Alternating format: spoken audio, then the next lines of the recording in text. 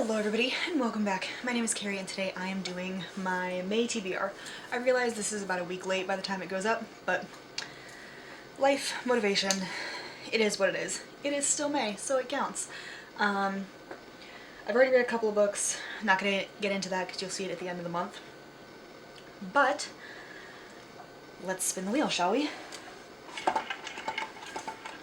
So, if you're new here, I do 6 spins every month, with the exception of April, and the prompts decide my books.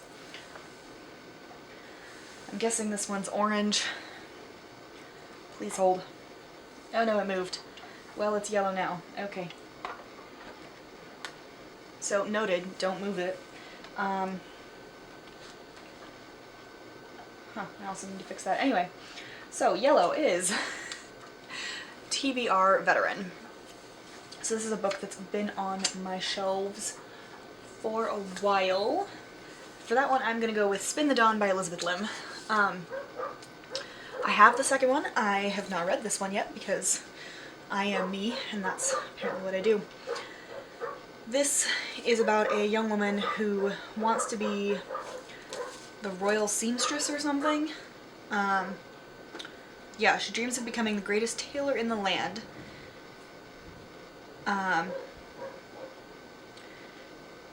Yeah, and there's a competition basically to determine who will be that tailor.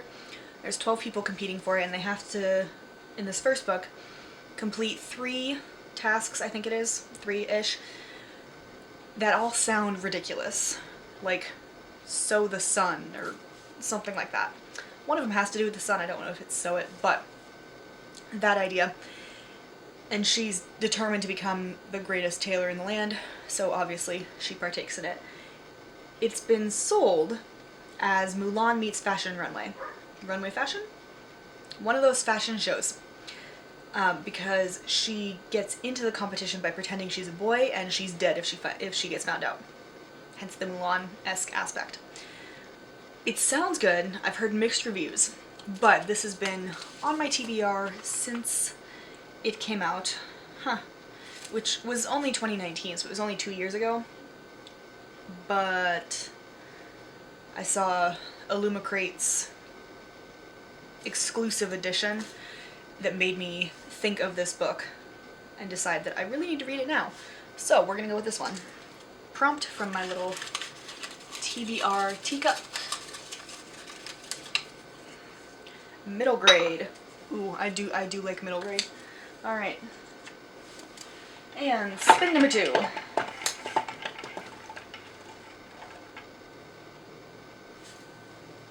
Alright, that one looks pretty solidly pink. Prettiest cover.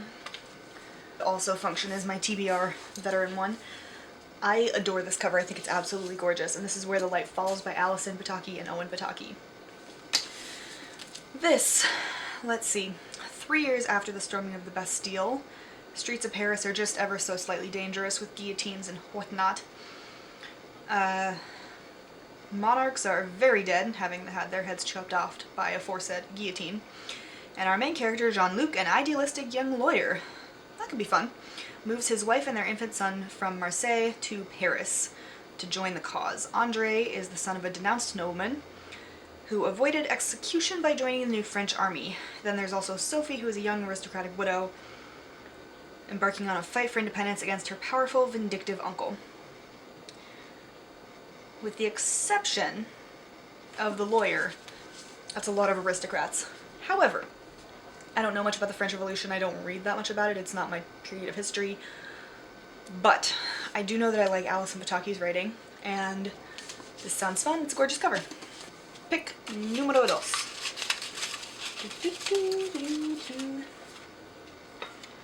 Ooh. LGBTQ+, which I must say has not more meaning, because it's always good to read from not your point of view, but it's more personal now that I've come out as bi. Spin 3. Okay, pink and yellow are the colors to watch for, by the way. And I'm mostly saying that for my own edification. Number 3 is Mood Read. I honestly don't think my camera auto focuses on that, but we pretend that it does to make me feel better. Mood read basically means any book I want during the month, so at the end of the month I'll let you know which one was my mood read. But in March and April, I had several friends, and February actually, I had several friends loan me books. So I have a stack here that has 5 from my friend slash health coach, Courtney. Link to her company down below. She's phenomenal. Go check her out. And then I have one from a law school friend who lives a couple hours away about the murder at Glensheen. Why do I feel like I have? Well, I have the romance and the 1980s Indiana Jones feeling ones from my cousin as well. But that's okay. I will get there. So, next pick.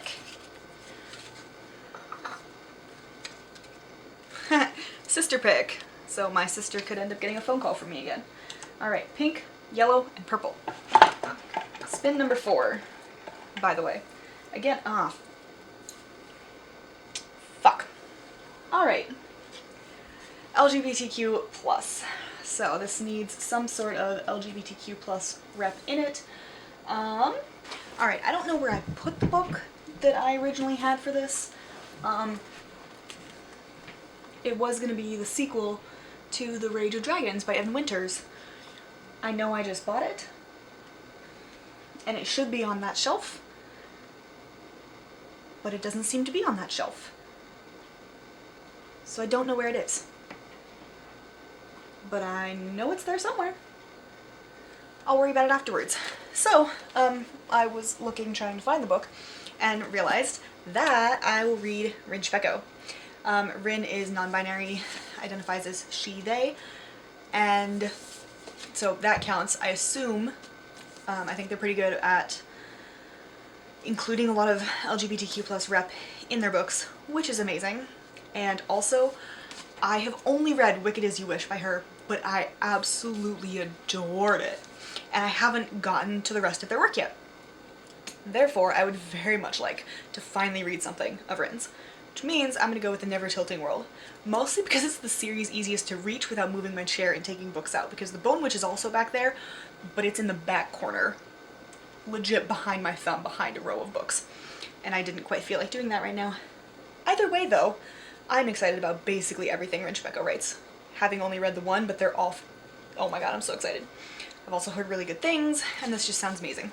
So, this one. Planet split in 2. Real cold, real hot, real cold.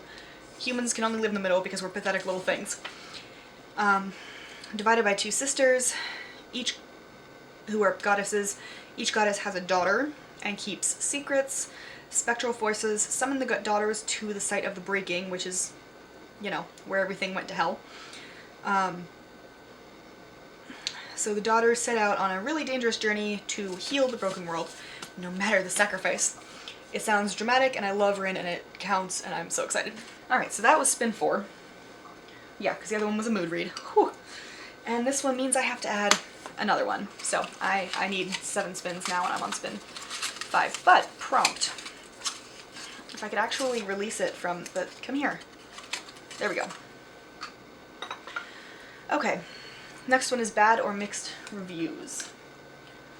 Spin 5. Sorry, teacup. Please don't land on yellow. Oh, thank God.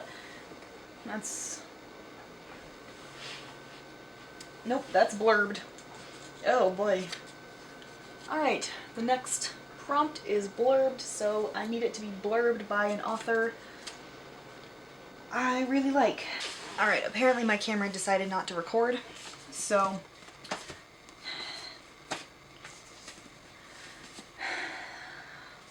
I'm not entirely sure where we ended up. So I went and found The Lost Book of the Grail by Charlie Lovett, which is a book about a man who really enjoys being in a dusty old library. I love libraries. No judgment here. And then an American shows up and is starting to digitize the library's collection. The old guy feels threatened and sort of, I would assume, tries to sabotage her, but it's not stated anywhere in the back. But it turns out that they're both Grail enthusiasts, and they end up going, it sounds like, on a quest for the Grail, or at least on an adventure that leads them to secrets about the cathedral's past, where they both are, and the Grail. And that one was blurbed by John Grisham, whose work is sort of a 50-50 for me. The next spin got me a dual POV, for which I found Rule of Wolves by Leigh Bardugo, which is the second in the last duology, right after King of Scars. It also takes place after both the Grisha trilogy and Six of Crows. This follows Nikolai as our main character, one of our main characters. It also has Zoya in here, and whoever Queen Maki, M-I-K-I-H-I, sorry. That's who the first chapter starts with. I don't remember if that character was in the first one. I'll figure it out as I go. But I do want to read this, if only to get the series done, but I enjoyed this series as well. Then the last one was audiobook, and No Other Color is duplicated. And for the audiobook, I have one queued up and ready to go, but I haven't started it yet, so it works out perfectly. That book is The Girl with the Louding Voice by Abby Dare. This is...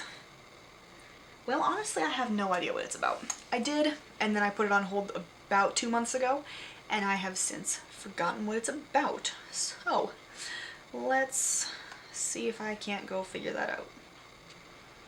I don't want to return it, I want details.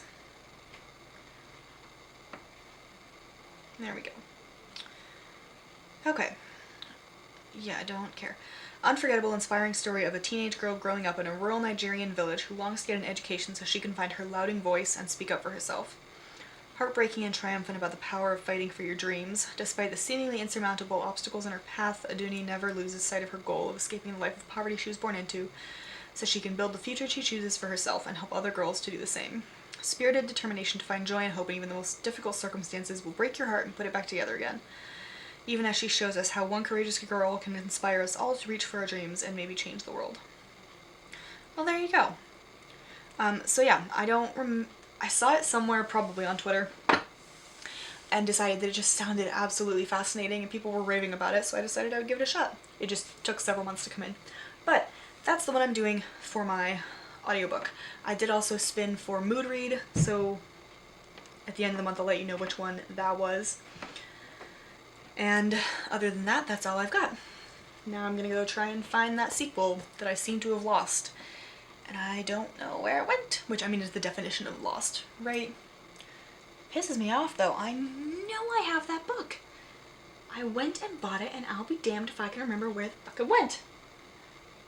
Anyway, that's all I have. I hope you enjoyed. If you've read any of these books, let me know down in the comments below and I will see you in my next video. Bye.